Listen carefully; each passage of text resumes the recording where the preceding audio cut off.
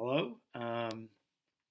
I'm going to go over free response question number one from Unit 2, Cell Structure and Function. Okay, so in this question, you're given a bunch of information um, about the concentration of a particular substance L, and you're told that that substance is moving into a cell, and the rate at which it moves into the cell is shown as a percentage. As well, you're given the external concentration of the substance. So, let's say a cell is put into some sort of solution, and there's a specific concentration of substance L outside, and then the chart shows you the rate at which that substance moves into the cell. Okay, and really the pertinent information here is some of it is this line down at the bottom, which I can't highlight without moving the whole thing, but it says the cells maintain substance L at an internal concentration of 120 millimoles.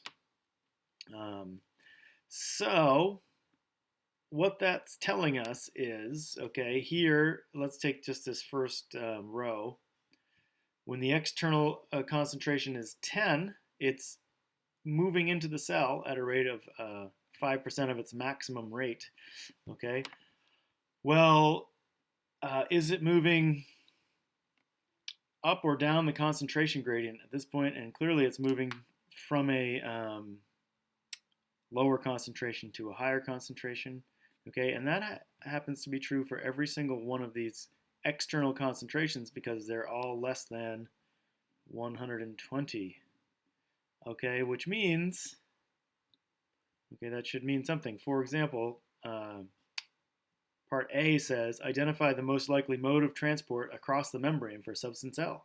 Explain how information provided helps determine the most likely mode of transport. Well, this is going to have to be active transport because it's moving against the concentration gradient or from a low to high concentration. So that would be A. B, on the axes provided, make a graph. I didn't do that, but let's say I did. Okay. And C says, determine the external concentration of substance L that will result in 1/2 of the maximal entry rate. So really what you're looking for is what is the concentration when the rate of entry is 50%, right? So it's going to be somewhere between 45 and 65%. So it's going to be the external concentration is going to be somewhere between 30 and 40 millimoles.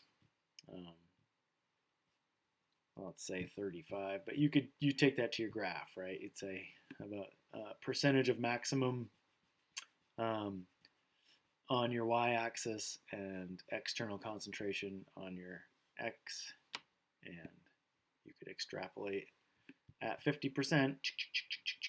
What's the concentration? And it'll be somewhere between 30 and 40. Okay.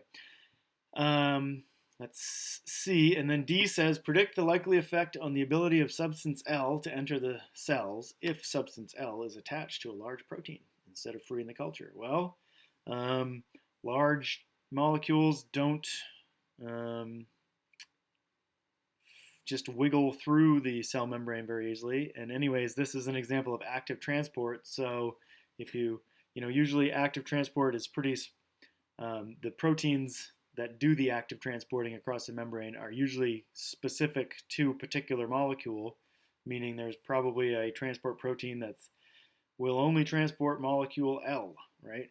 So that molecule L has the proper conformation, and when it interacts with that carrier protein changes shape and moves the molecule into the cell. In this case, ATP is the catalyst because it's active transport that causes that conformational change. But anyways, if you added a protein to molecule L, chances are that carrier protein, that active transport protein, would no longer be able to move the molecule across the membrane because it would have the wrong shape.